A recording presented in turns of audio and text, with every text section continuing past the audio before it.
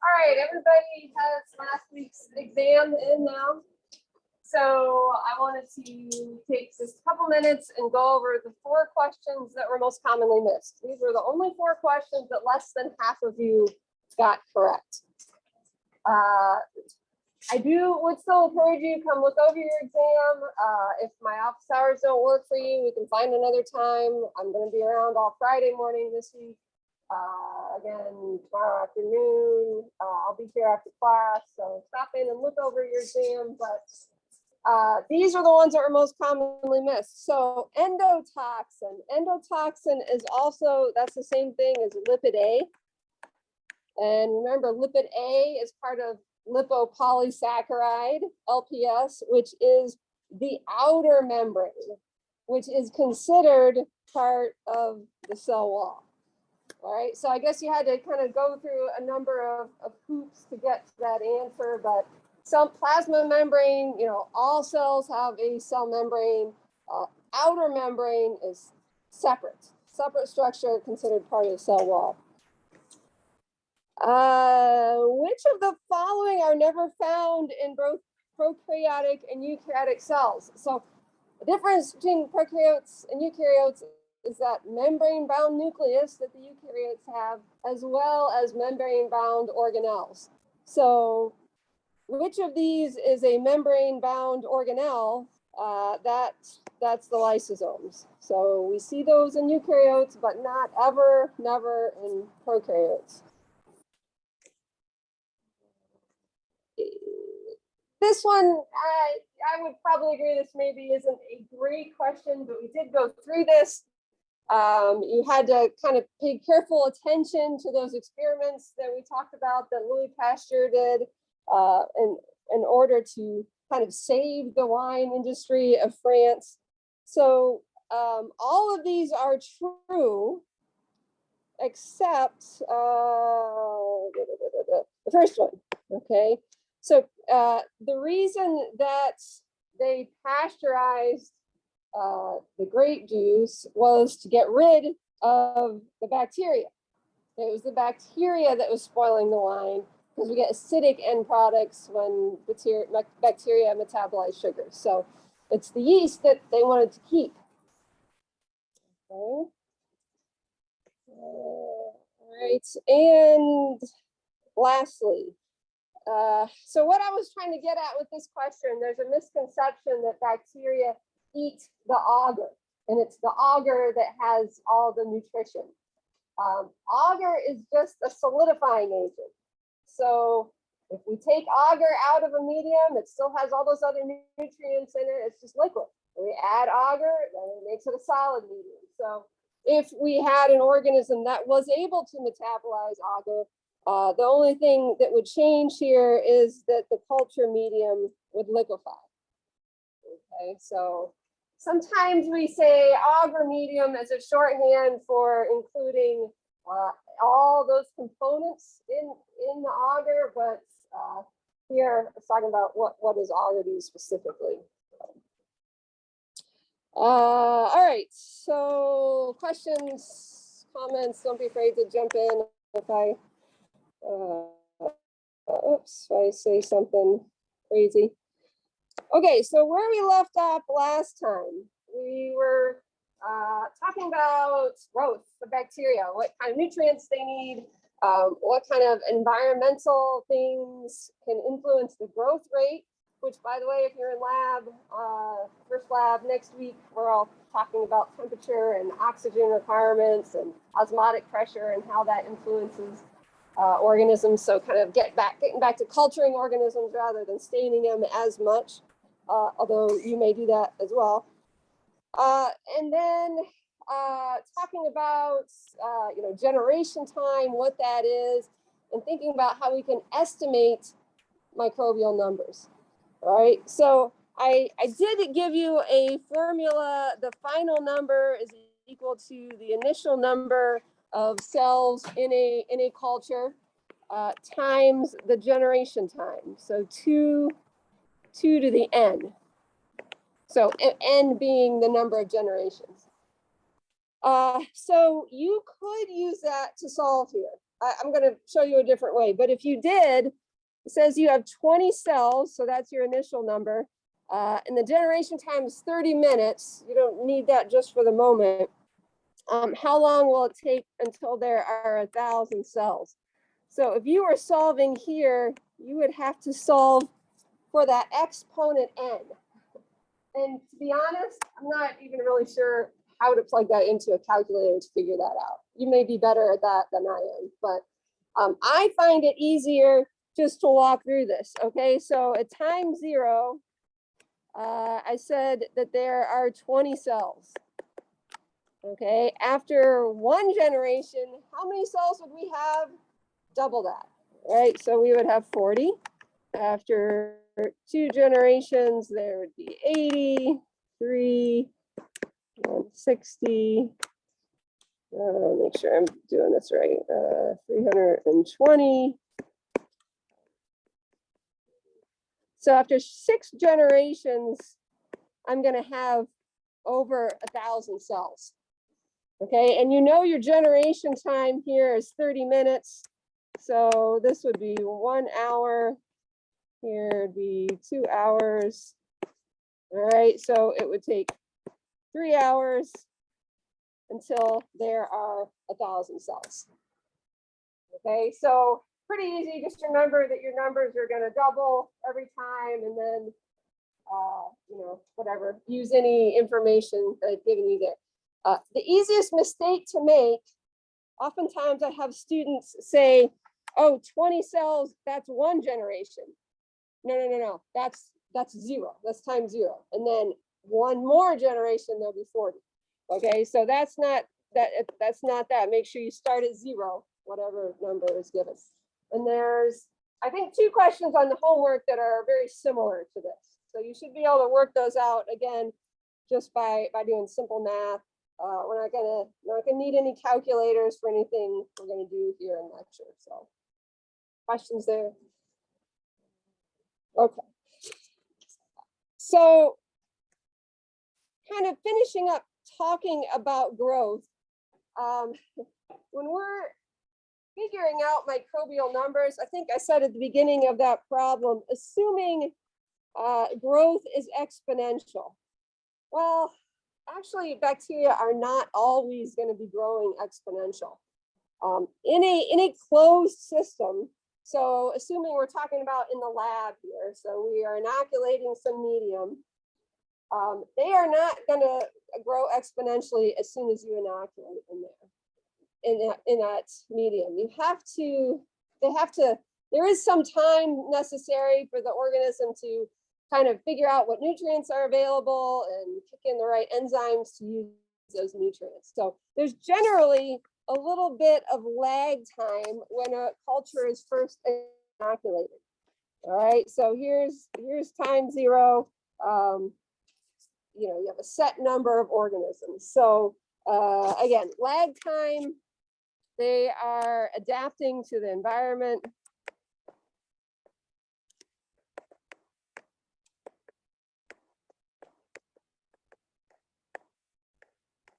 And they're probably going to be growing very slowly.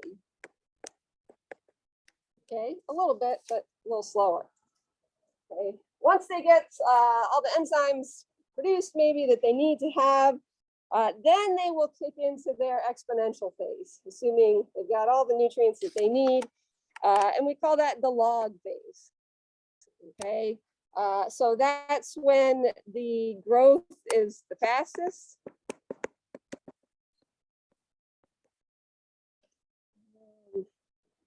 Typically cells are very uniform size, shape, and size. And interestingly, in that log phase of growth, that's when bacteria cells are typically most susceptible to antibiotics. A lot of our antibiotics only work when cells are actively growing. So the faster they're growing, the better job the antibiotics are going to do. Okay, so we'll just make a note of that, most susceptible.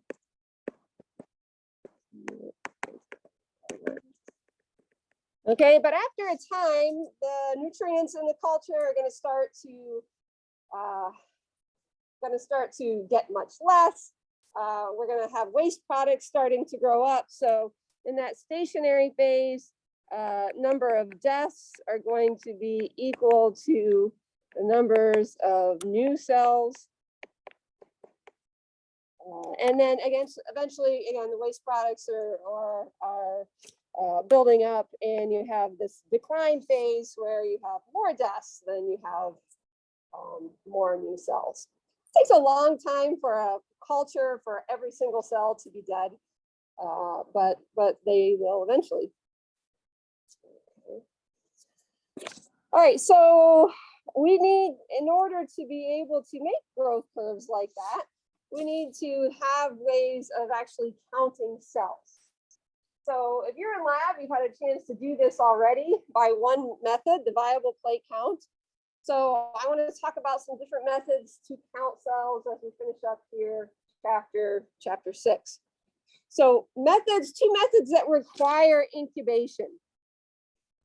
Viable plate counts, we're going to talk through that in a second, as well as membrane filtration. Okay, I'll come back to this slide in a second and write in once I talk about them. All right, so here's your book's graphic explaining viable plate count. So what's a little bit hard to understand here, it doesn't really say you have, some original culture, right? This is what you're trying to figure out how many cells are in some original culture.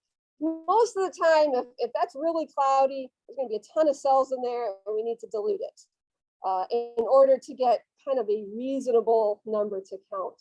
So this is what we did in lab. We made 1 to 10 dilutions, and then we took a little bit of that dilution and spread them on an agar plate. So here they have somebody using a loop. You wouldn't put a few drops on a plate and then just spreading around with a loop. And you wouldn't want to do a street plate. So what we used was a glass hockey stick to spread that around, if you'll remember, if you're in lab. And then we incubated that plate, let those cells give a chance to grow up, usually at least overnight. And then we counted the numbers of colonies that grew up on the plate, because we assume one cell in this original culture is going to grow into one colony on a plate, right? So we can use this number of colonies on the plate and mathematically extrapolate back, taking into account how much you diluted it to what's in that original sample. So I'm not going to go through the calculations in here. I'll leave that to the lab professor, but that's the idea. So this is nice in that we're only counting live cells. The ones usually the ones we care about. So only a cell that's alive in that original sample will grow into a colony on the plate. Okay, so another method that requires incubation and thus is only counting live cells is a membrane filtration. So you might do this method if you have a sample that you're trying to get bacterial numbers, that bacteria numbers are really sparse. Okay, so that's not very common. Usually you take a sample from nature and there's just going to be way more bacteria than what you would want. Most often you would use this if you're trying to test a water sample. And I've done this, like taking water from the Grand River, and it didn't work out very well because there was just way too many bacteria in there. So you want something like tap water. So, and you may think, well, there's no bacteria in tap water. Well, there is, just not very much. Something like tap water, something that you need to concentrate, you would put that into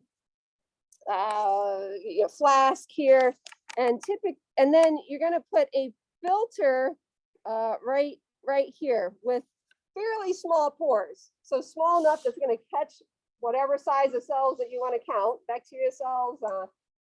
I'm not sure, there are filters that would catch viruses, but you wouldn't be able to grow viruses this way very easy. So small enough that they would catch bacteria. And then you're going to have to kind of suck the water through that filter. You're going to hook it up to a vacuum pump to get that water drawn through that filter. And then you put that membrane on some agar. So it's a really thin membrane. Take it off with some forceps and just lay it down on an agar plate. It's thin enough so that the nutrients in that medium would kind of be able to diffuse through there a little bit. And then you incubate it and count the colonies that grow up after whatever incubation you need. Okay, so here's an actual picture. Sometimes we would do this for testing, tap water for what we call coliforms, bacteria that would typically be there because of some fecal contamination, some maybe livestock runoff or something like that. Okay, so both of these, again, these are methods that require incubation.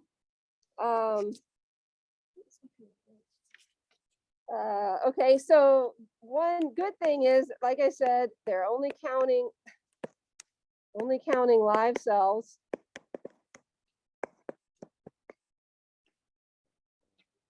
And the other thing that's really nice is that the materials are really easy to come by. They're inexpensive. Okay, just, some Petri dishes, I need a vacuum pump there for the membrane filtration.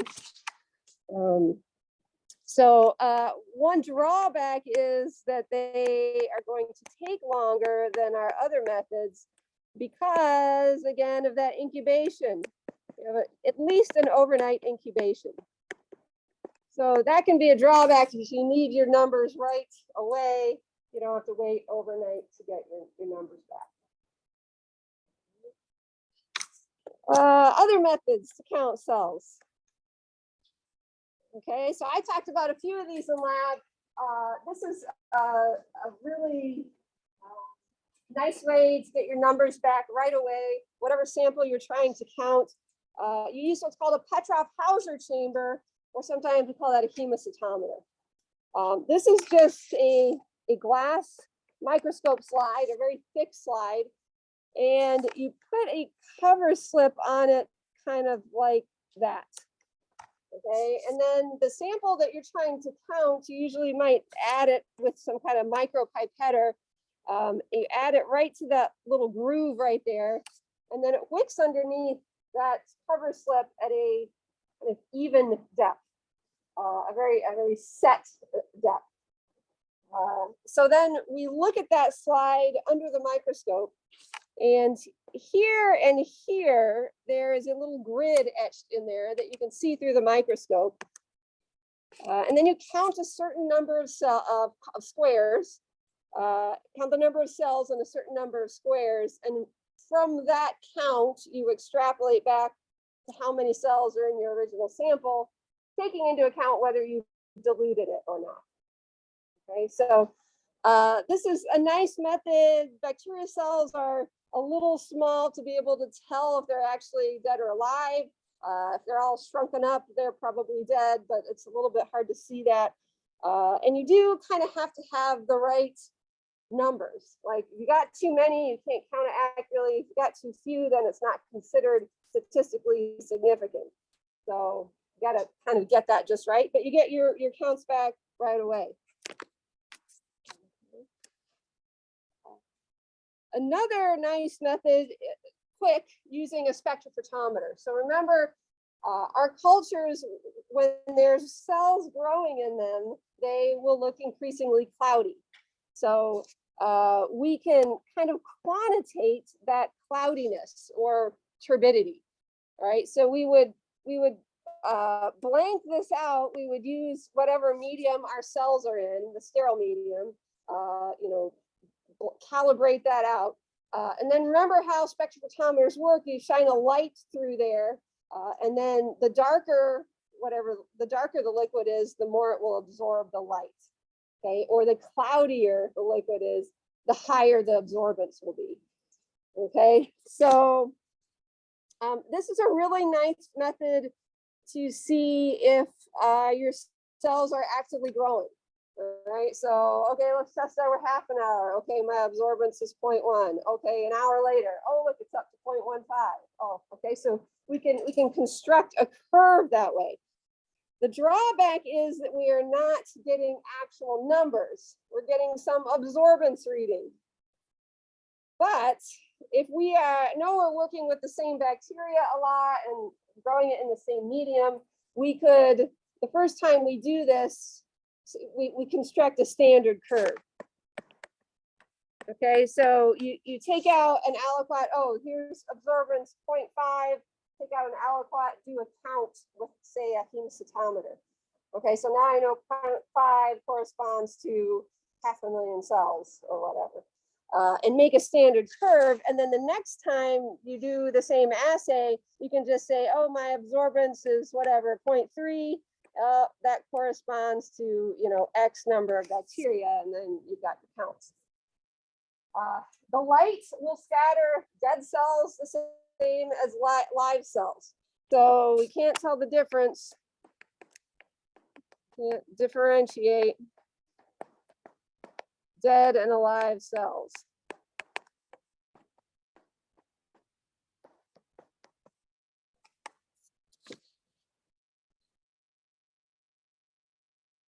All right, but it does certainly have its uses just to see if something's actively growing. All right, so stepping up now here in expense. There's something called a Coulter counter. This is a electronic cell counter.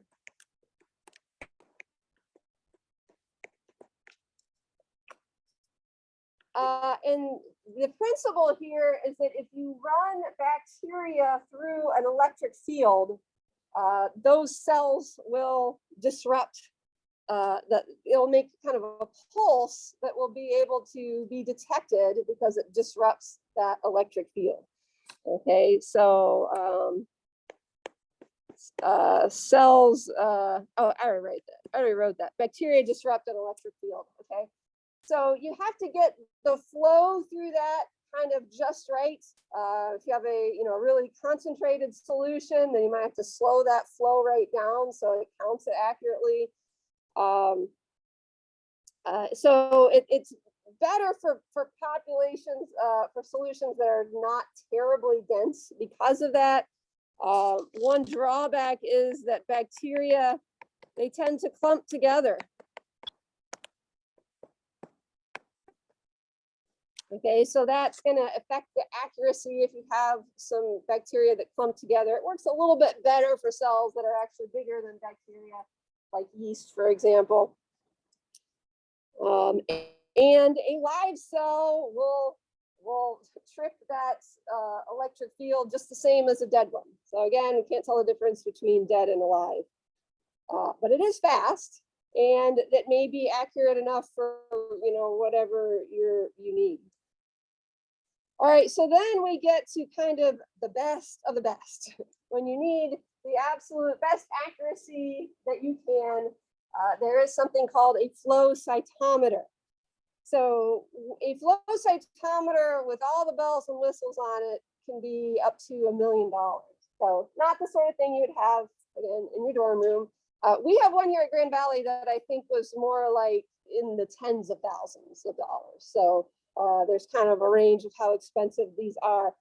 But these are kind of cool. They use a light sensitive detector to kind of differentiate between cells, and you can actually even sort out different populations of cells. So you have to stain the cells first with a fluorescent dye, and then the flow cytometer will again label them. What kind of data do you get out of this? It's complicated. Where I did I worked as a lab tech at a university, and they had a PhD scientist whose job it was to run the flow cytometer.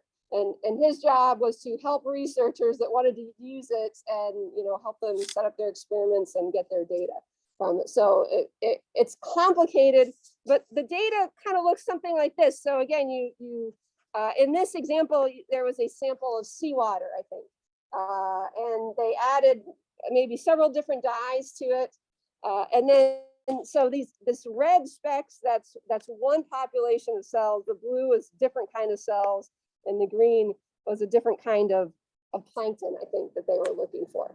And then again, you could actually separate those different cells off. So complicated, again, really accurate, very expensive. You can tell the difference between cells that are dead or alive. So again, you need the best of the best. This is what you would use. All right, any questions about anything in chapter 6, counting cells, anything like that? Okay, so homework, you can be working on, we finished chapter 12, the eukaryotes, the fungi, all that. We finished all of chapter 6 now. Let's back up here there.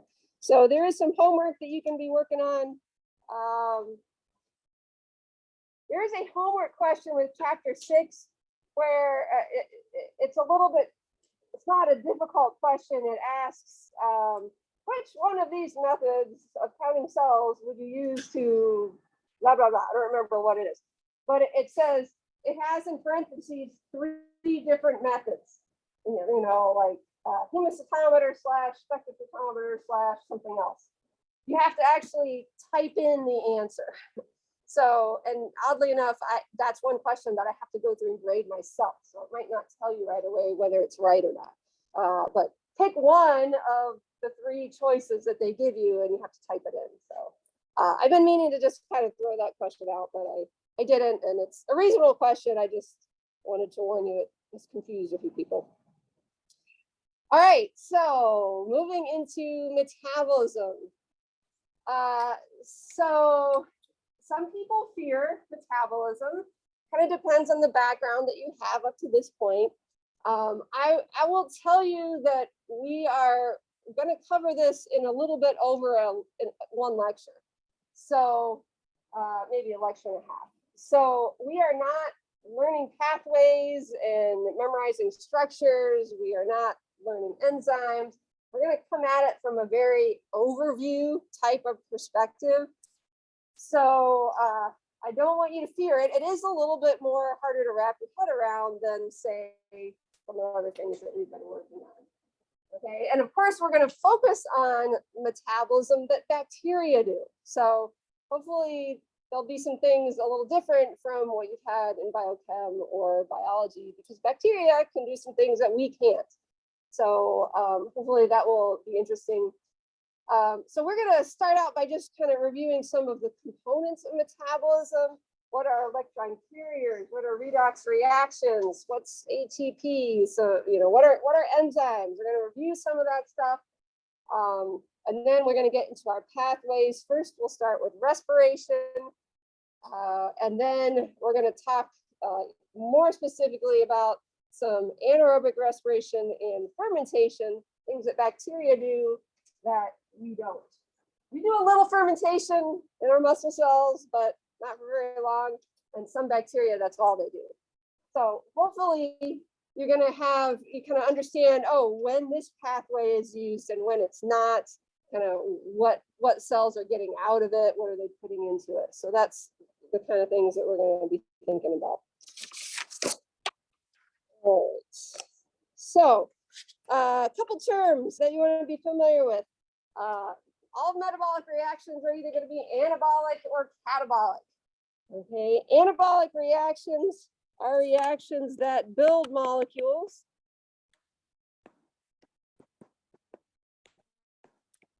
Okay, so if they are, so they're biosynthetic reactions.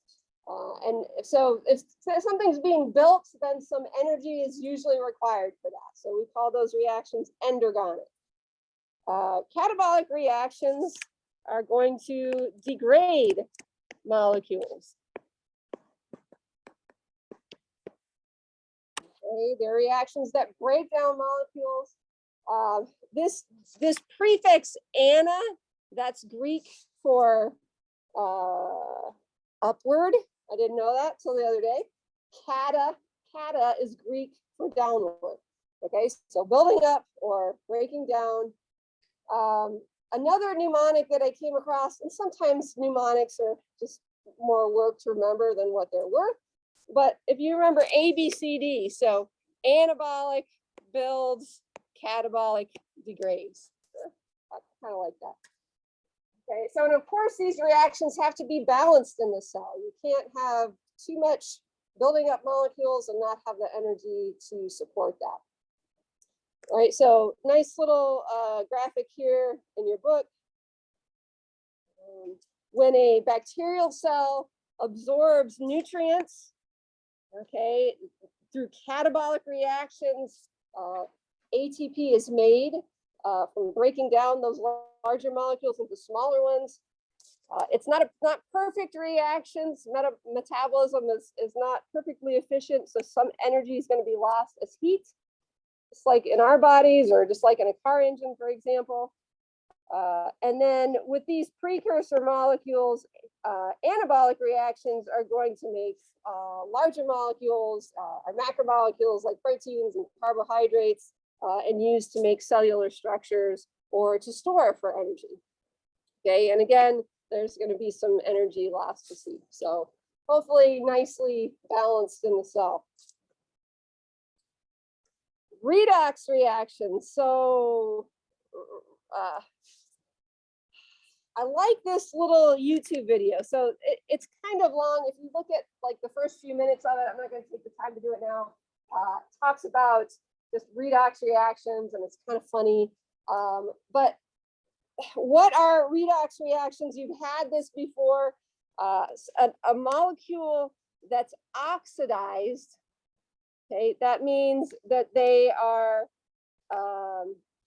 donating an electron. So they are losing an electron. Okay, and if a molecule is reduced, okay, so they are gaining an electron. Did I say that right, or did I get goofed up? Okay, if it's oxidized, it's losing an electron. Okay, it's donating it, right? And if it's reduced, then it's gaining an electron. So that's inherently confusing. If it's being reduced, why is it gaining something? You could think about the net negative charge as being reduced. You could think of it that way. The mnemonic that you've all probably heard that definitely is helpful, oil rig. Okay, so oxidation is loss of an electron. Reduction is gain of an electron. Okay, so if you haven't heard that before, you should write that down. I think, to me, what always confused me is that you see these reactions and you say, oh, something's been reduced and I don't see any electrons in this reaction. Okay, so the thing to remember there is that protons often accompany electrons.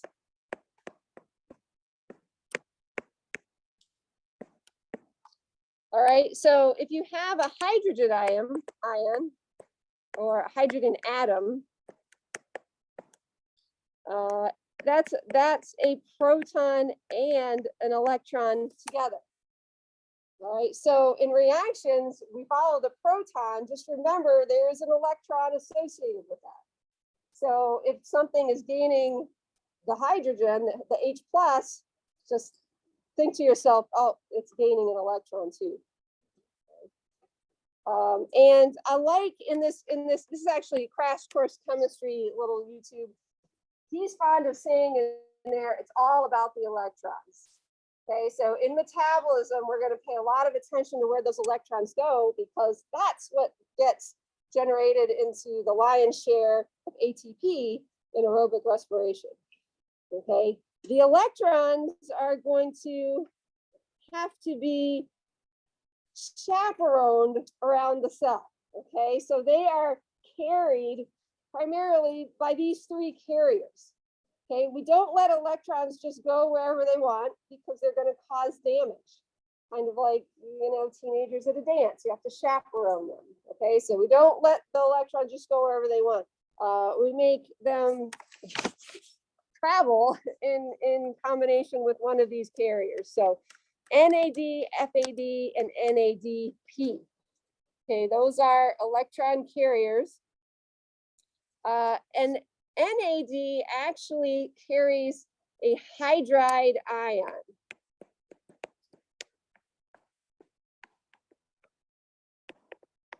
Okay, so a hydride ion is 2 electrons and a proton. Okay, so when this is the oxidized version. Okay, and when it accepts an electron, then it becomes NADH plus H plus. Okay, again, this is the reduced. Okay, so because NAD can only carry a hydride ion, okay, so this is actually, there's 2 electrons associated there as well. And then there's an extra protein that it can't carry, or sorry, proton that it can't carry. And we don't worry about that. Protons can kind of go everywhere they want and they're not going to cause any problem. Okay, but those electrons are bound up to that NAD. FAD can actually carry 2 hydrogen atoms. So in its reduced state, it's going to be FADH2. Okay. And then nicotinamide adenine diphosphate, it also carries a hydride ion. So it's going to be NADPH plus H plus. So remember, again, that's got 2 electrons associated with it there. So those are going to be tremendously important. The NAD and the FAD, they shuttle their electrons to the electron transport chain.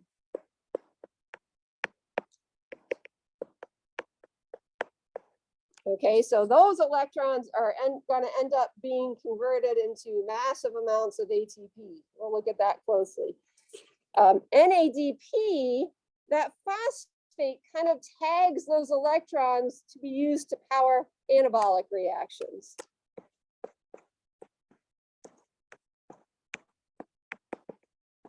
Okay, they don't get converted into ATP. So we're going to take note. There's some pathways that gets that will use both NADH and NADP, but some only NADP. Do we have a question?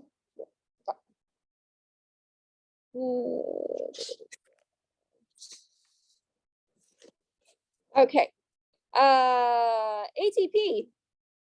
All right. That's the energy storage molecule of the cell, adenosine triphosphate. Similar in structure to a nucleotide. And next week, as we get into the structure of that, you'll notice. So the adenine base, ribose sugar, and of course the 3 phosphates that have the bonds here that between them that are really high energy. So when we break those bonds, that produces work for energy available to do work for the cell. And of course, it's really important that it recycles between the triphosphates and the diphosphates.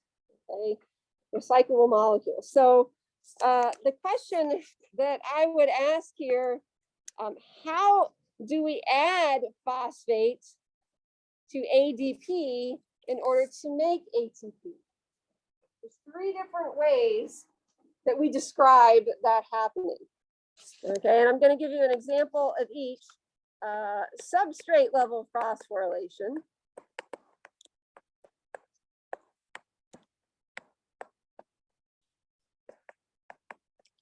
Okay, again, that's the addition of a phosphate to ADP to make ATP. Oxidative phosphorylation.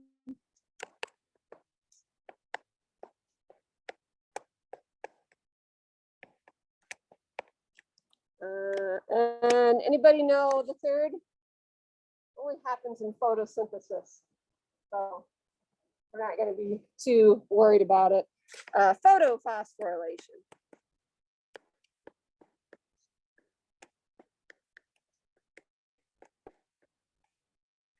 Okay. So keep those in mind. Sometimes, you know, that sounds like a good question. How is ATP generated in this reaction? Which one of these ways? Okay, substrate level phosphorylation. So don't worry about the pathway yet. We're going to pick that apart in a minute. But in glycolysis, that's an example of where we get substrate level phosphorylation. Okay, so down here at the bottom of the pathway, there's some molecules like 1,3-biphosphoglycerate that has actually several phosphates on it. Okay, so there's a phosphate on a substrate that's torn off the substrate and added to ADP to make ATP. Okay, substrate level phosphorylation. Okay, and then that happens again. Here's another phosphate on phosphophenolpyruvate. That's added to ATP. Okay, so that's just a couple of examples of where we see that. Oxidative phosphorylation. I think there's a misconception that, oh, this only happens in the presence of oxygen, but that's not actually true. Okay, oxidative phosphorylation is going to take place only at electron transport chains. ETC, electron transport chains. And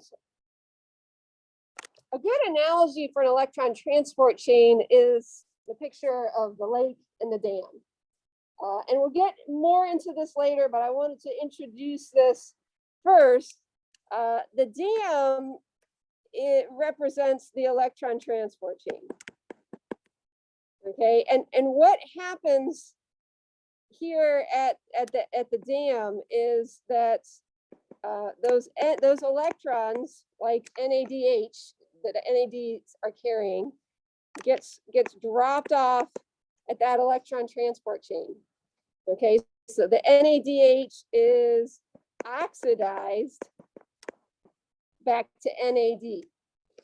That's where the oxidative comes from, because NADH is oxidized back to NAD. Okay, so those electrons get dropped off there, and there is a final electron acceptor. Sometimes it's oxygen, it could be something else. Okay, so again, the dam analogy is because we get lots of protons pumped out of the cell. That represents potential energy, and when they flow back through, just like the water does through the dam, it kind of turns the turbines and we get electricity from the dam. Same way, the flow of protons back in through the cell membrane will generate ATP. But again, we'll look at that a little bit more closely later. And then photophosphorylation, you know, bacteria that cause disease don't photosynthesize, so we're not really going to worry ourselves about looking at photosynthesis at all.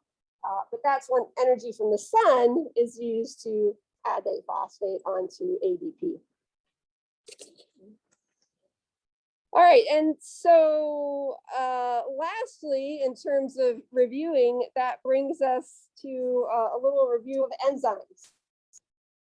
Okay, so basics about enzymes. Of course, these are going to be necessary to speed up reactions. All right, so you've heard that before. They lower the activation energy of reactions that would normally take place, but not quick enough to support life. All right, so lower the activation energy, speed up reactions. We typically say that they act on substrates and give us products. Okay, so in this figure, they call substrates reactants. I typically will use the term substrate, but you could use those interchangeably. Okay, so enzymes work on substrates. and change those substrates into something else. The enzyme is not used up or altered in any way. It's the substrate that gets changed.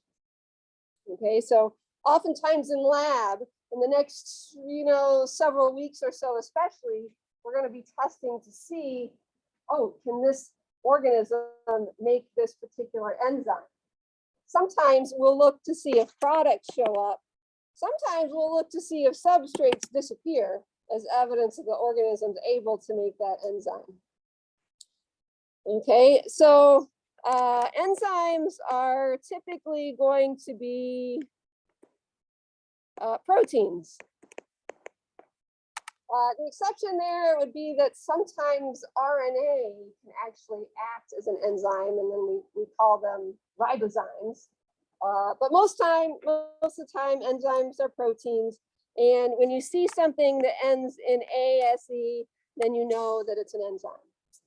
The problem is there are some enzymes that don't end in ASE, and it's not as easy to recognize what kind of molecule they actually are. But they end in ASE, they're an enzyme. If something ends in OSE, it's a sugar. Okay, so don't confuse those. Some enzymes are just protein, but lots of the times enzymes need some other non-protein molecule for them to be functional. Okay, so if there is a non-protein component necessary for function,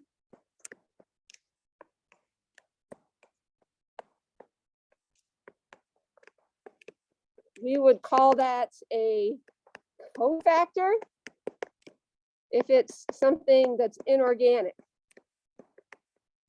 Remember, inorganic doesn't have carbon-hydrogen bonds. So something like copper, maybe some heavy metal, something like that. That's a very common cofactor. Okay, that has to be associated with that enzyme in order for it to function. If that component is organic, we would call it a coenzyme.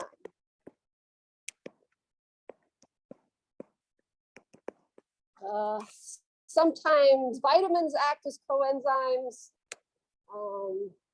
NADH is actually a coenzyme.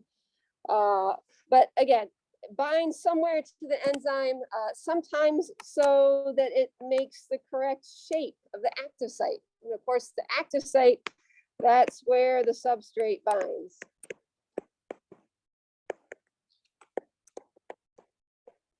All right, so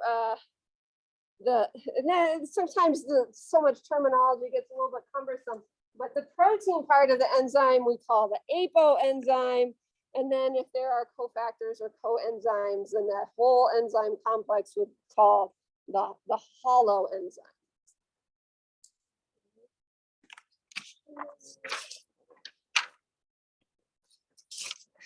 Okay, so what else about enzymes? So here's just, I don't think that I posted this, but just here's an example of an enzyme and what it does. And this is one of the enzymes in glycolysis. This fructose 1,6-bisphosphates is the substrate. Here, this blue thing is the enzyme. The substrate binds in the active site. And then the enzyme here is changing the substrate. In this case, that's the enzyme that splits the splitting step of glycolysis there. So now we end up with two products, in this case, 2 molecules instead of 1. And then the enzyme goes back and does the same thing over and over again. So we may need to regulate whether the enzyme is working or not, because the cell wants to save as much energy as it can. Oh, before we get to that though, talk about, for 1 minute, enzyme activity. How quickly do enzymes function? It depends on environmental factors, some of those same environmental factors that affect whether a cell's growing or not. So temperature is a big one. Enzymes typically will work faster up till some temperature, and then kind of very quickly become denatured after that. So where they're not working anymore, and usually that's going to be whatever temperature that the bacteria, say, grows the best in. The enzymes have a particular pH that they're going to function the best at. It may be neutral pH. It may be different than that. Depends on the enzyme. And of course, if you increase the substrate concentration, then that's going to influence and help the enzyme work quicker to a certain point. Okay, once you get more substrate than there are enzyme molecules, they're not going to be able to work any faster. That's a saturation point. Same thing, if you increase the number of enzymes, then you can speed up the reaction as long as you have enough substrate to cover that. Okay, so what if the cell needs to kind of regulate a little bit whether the enzymes are working or not? And of course, we'll talk later about whether the enzyme actually gets produced or not. That's kind of the whole business of operon control in bacteria, and we'll get to that a little bit later. But once the enzyme's made, a couple different kinds of inhibition. Competitive inhibition is when the inhibitor binds to the active site.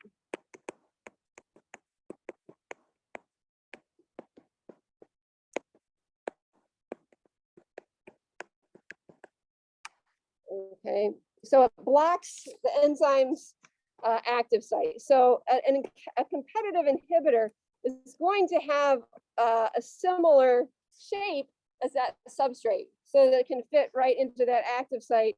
So now the substrate can't, all right, and then no product would be produced. Sometimes this can be overcome a little bit. If you have a lot more substrate than you do inhibitor, then that can make it so it's not inhibited as often, maybe just get a little bit less product. Okay, there's all levels of that.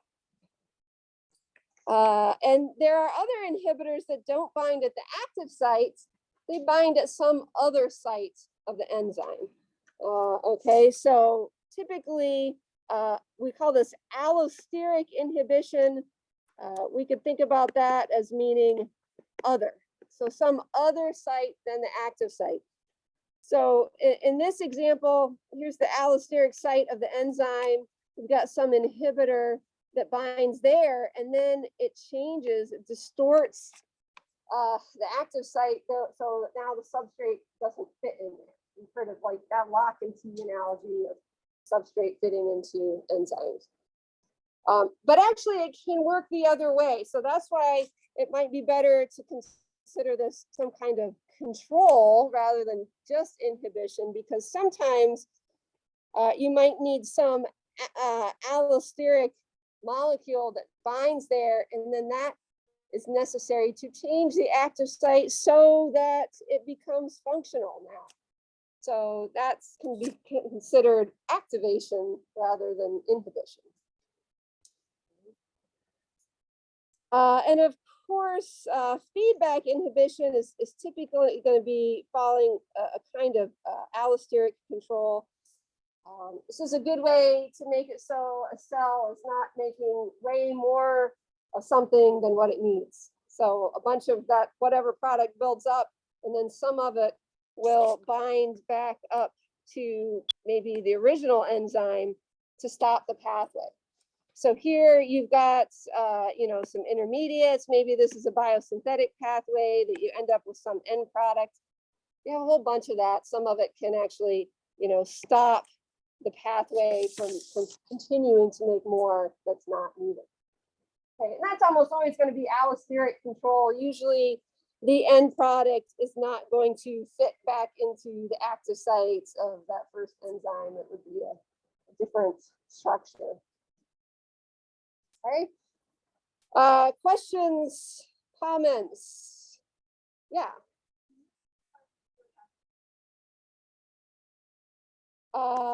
So this down here,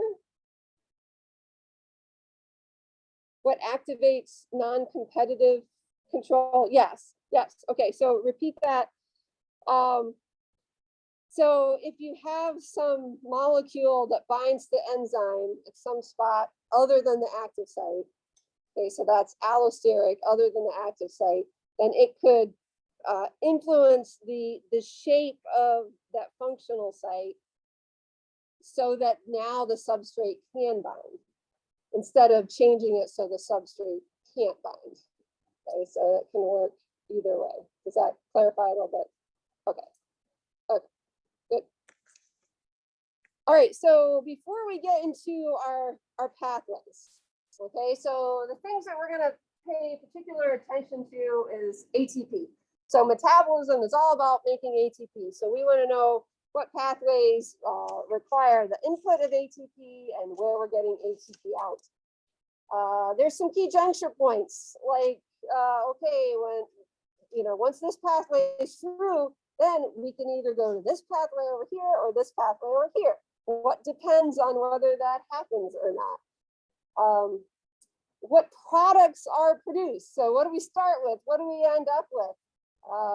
The pathway itself, again, I'm not worried. We're not writing structures. We're not worried about what enzymes do what.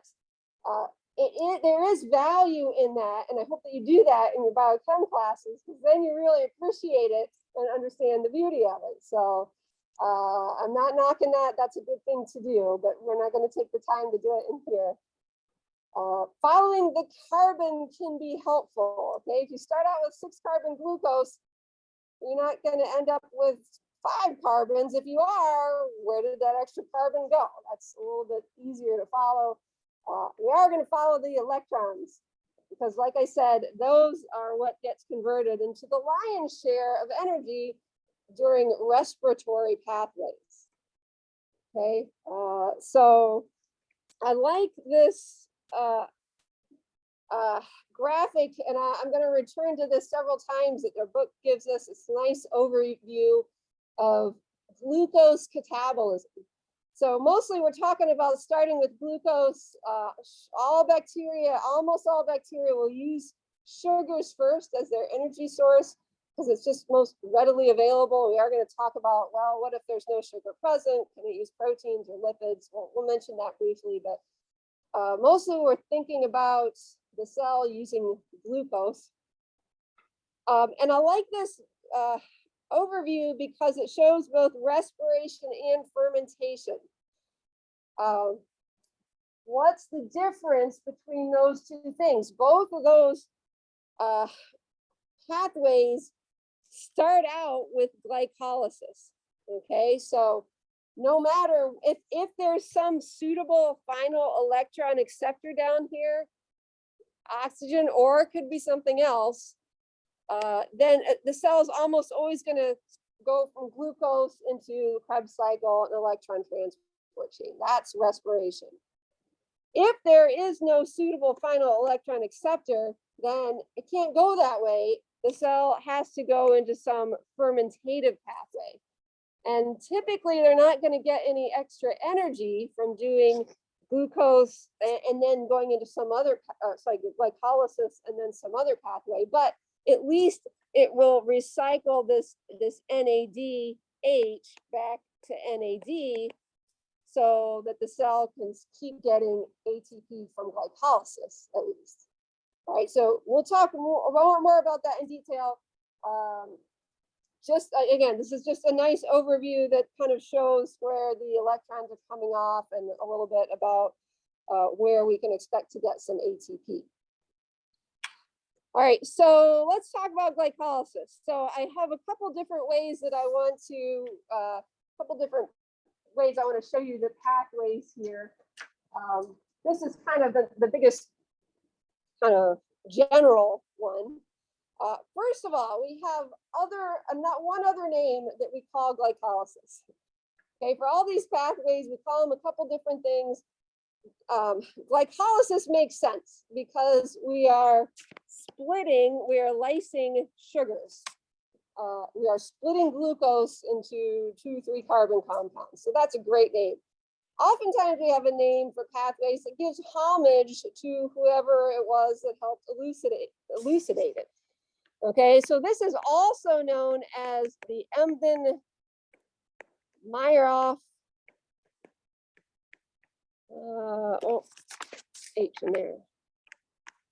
The Emden-Meyerhoff harness pathway. Sometimes we drop off harness. I don't know what his contribution was, but sometimes we just call it the Emden-Meyerhoff. Sometimes we hear it called the EMP pathway, Emden-Meyerhoff harness.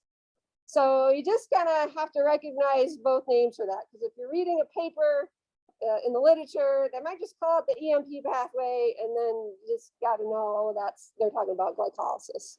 Okay. Where does this take place? Okay, it's going to be in the cytoplasm of cells, whether it's a prokaryotic cell or a eukaryotic cell, they all do it in the cytoplasm. And who does it? Who does glycolysis? What kinds of organisms? Pretty much everybody. All right, very popular. More popular than Wernal. Everybody's doing it. There are a few bacteria that cannot. There's an enzyme like right here that some bacteria can't make, and so they will do a slightly alternative glycolytic pathway, and we'll talk about that in a minute. Okay, but this is pretty much all of life does this.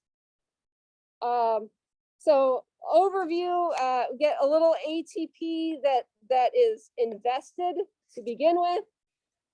We have this splitting step of this fructose 1,6-bisphosphate. By the way, don't memorize any of these intermediates. I don't need to know that. I don't have them memorized actually. But that splitting, this diagram makes it look like that's a symmetric molecule and it splits into two of the same things, which is not actually the case. That's a bit of a simplification. And then the bottom parts of the pathway here is where we get the energy generated. Okay, so ATP coming out, we get some electrons released. So when we think about net gains, 2 ATP in, 4 out. So we're gaining 2 ATP. We are gaining 2 NADHs. And we get 2 pyruvates. Or pyruvic acid, same thing. Okay, 2 3-carbon pyruvates.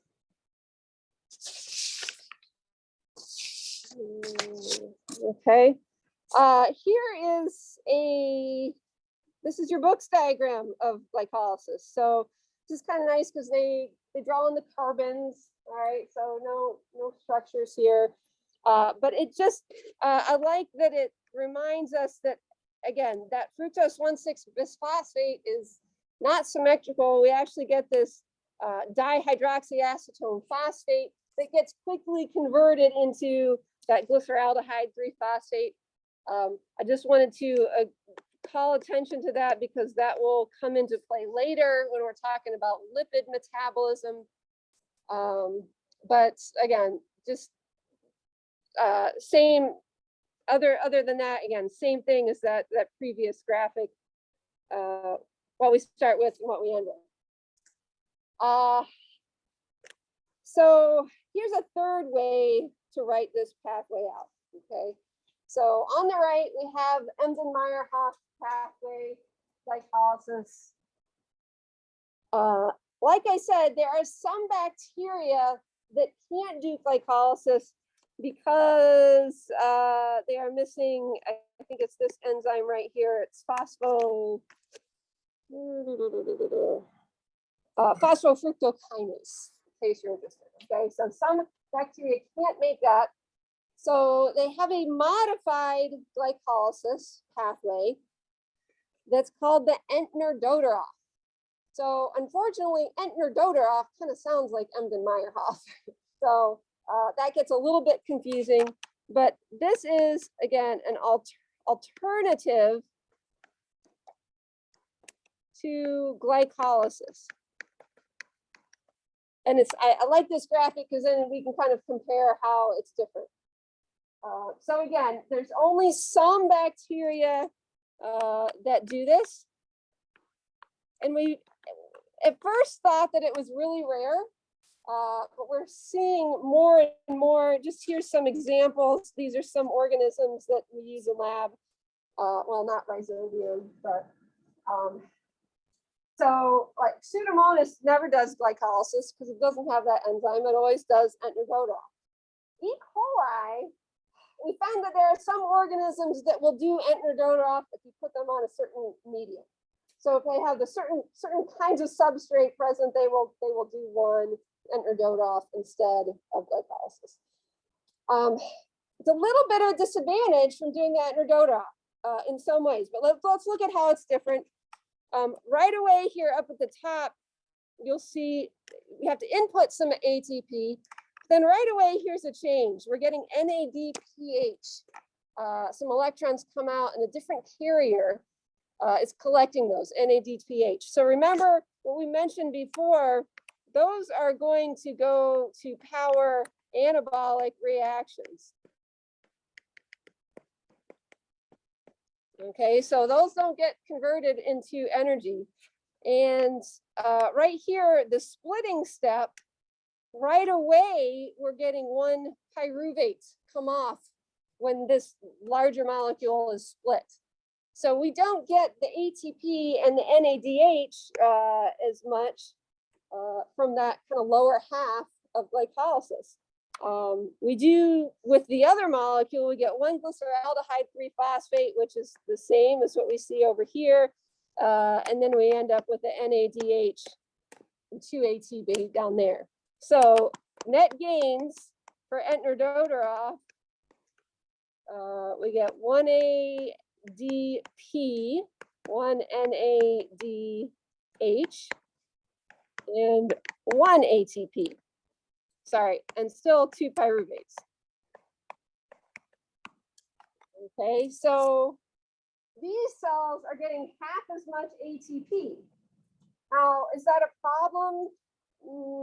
Not so much, because these are all aerobic organisms, or ones that can use aerobic pathways. So they're not getting, most of their energy is not coming from glycolysis.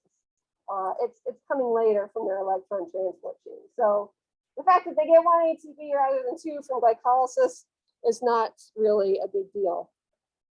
Okay, so slight differences there. Question?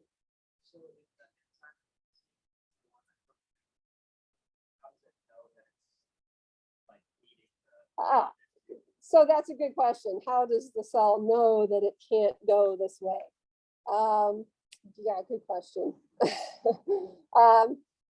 There must be, you know, some signals, or I know a biochemist. I'll ask him and see if he knows. Okay, good question.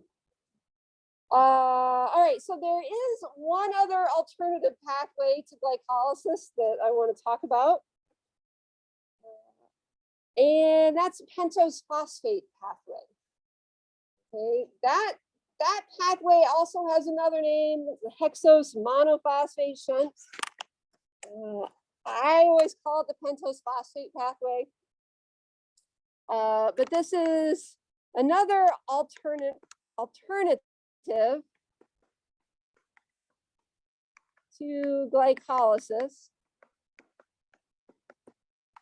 But lots of cells do this. We do this in our bodies. Lots of bacteria do this. So when is a cell going to run its glucose through the pentose phosphate pathway instead of glycolysis? When a cell's needs are biosynthetic. Okay, rather than just needing energy. So a cell is going to be doing either glycolysis and the pentose phosphate pathway. Could be doing them both at the same time. Could be doing more of one and less of the other. Or it's going to typically do enterdodol and the pentose phosphate. Okay, so usually I wouldn't be doing all three of them at once, but one either enterdodol, Remdesivir, and pentose phosphate. Okay, so let's look at this and what we get out of it. So right away here, again, up at the top, we get NADHs, NADPHs. Okay, so remember, those are going to go power anabolic reactions, particularly lipid synthesis and nucleic acid synthesis, if you're interested. But those electrons help power those reactions. And then this is a complicated looking pathway. It's not going to make all those different molecules. But there's a lot of, well, sometimes it will go this way and do this, and sometimes it will go that way and do that. Good question. How does it know what it needs? Good question. I don't know the answer to that. So we have, so it loses a carbon here. So we started out with 6 carbons. We lose a carbon to a decarboxylation. And then we typically end up with a pentose sugar. Okay, so again, if the cell's needs are biosynthetic, you can use these pentose sugars to synthesize nucleotides. Okay, deoxyribose, pentose sugar, ribose, pentose sugar. Okay, so again, let me summarize over here. Electrons used for anabolic or biosynthetic reactions. We get key pentose sugars to make nucleotides. And if the cell doesn't need those pentose sugars, you know, through some recombinations, we can end up with this erythrose 4-phosphates. Okay, that's a precursor to synthesize aromatic amino acids. So the amino acids that have a ring, like phenylalanine, tyrosine, I think, bacteria can make those themselves. We can't. Okay, so bacteria can use this erythrose 4-phosphate to synthesize amino acids. Okay, so key precursors to synthesize some amino acids. Okay, again, bacteria can do that. And then kind of whatever's left over, if you look here, here, and here, whatever's left over can be shunted into kind of the lower end of glycolysis. So actually, in the paragraph in the book that they talk about this, they say, oh, you get ATP out of pentose phosphate pathway. Well, not from the pathway itself. There's potential that some ATP could result, again, if it goes into glycolysis, but there's no ATP from this pathway directly.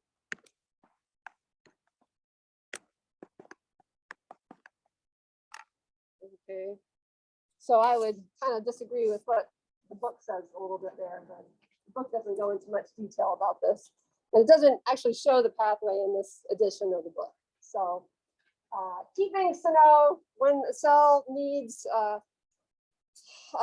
when its cells needs are biosynthetic, rather than ATP, it may use a glucose in this way. Okay.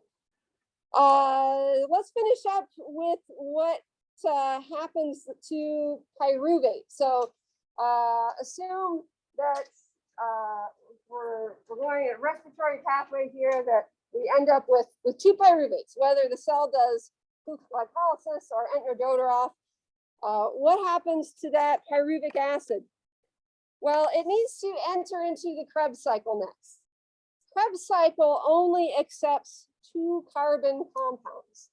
So we've got this 3-carbon pyruvic acid. We lose a carbon by a decarboxylation to carbon dioxide. And then this coenzyme A attaches to the acetate in order to facilitate that acetate being shunted into the Krebs cycle. Okay, so this is known as that transition step between glycolysis and the Krebs cycle. So we end up here with 2 acetyl-CoAs, and that's per glucose. All right, so 1 per pyruvate or 2 per glucose. and 2 NADHs, again, per glucose. Okay, so that takes us up to the Krebs cycle. I think that's a good place to start. Next time, we'll go through Krebs cycle, electron transport chain, and then talk about anaerobic respiration and fermentation, which is my favorite. So have a good weekend, do a little homework, survive the storm.